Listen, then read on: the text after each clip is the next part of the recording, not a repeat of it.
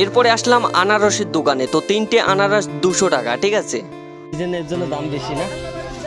আনারস তো কেনা হলো না, তার জন্য এখান থেকে জিরে গুঁড়ো, এখানে আরো কি কি আছে মশলাপত্র, সমস্ত কিছু কিনে নিলাম। বন্ধুরা, আমাদের সবজি, মশলাপত্র, শুকনো মাছ, মাংস সমস্ত কিছু কেনা কমপ্লিট। যদি কেউ বাংলাদেশ থেকে ভিডিও দেখে থাকো তো এটা সেম বাংলাদেশের মতো বাজার দেখতে পাচ্ছেন। समोसा कितना है भैया?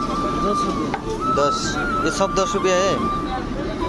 গরম এত বেশি যে মুখের এখানে অবস্থা দেখতে পাচ্ছেন, ঠিক আছে, ঘেমে একদম পুরো শেষ। এরপরে নিয়ে নিলাম 250 গ্রাম মতো চেনাচুর। তো আগে এই চেনাচুর কখনো খাইনি, খেয়ে দেখবো কেমন টেস্ট। চলো বন্ধুরা, অনেক হয়েছে, এখন মেন জিনিস দেখার বাকি আছে। তো এখানে দেখতে পাচ্ছেন শামুক। এই শামুকের 1 মগ দাম হচ্ছে 100 টাকা।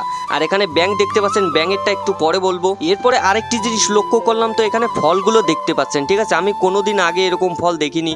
শাকসবজিও দেখতে পাচ্ছেন, নতুন নতুন ধরনের শাকসবজি। তো এই শাকসবজিও আপনারা হয়তো আগে কখনো দেখেননি, এইগুলো ঘাস পাতা নামেও পরিচিত।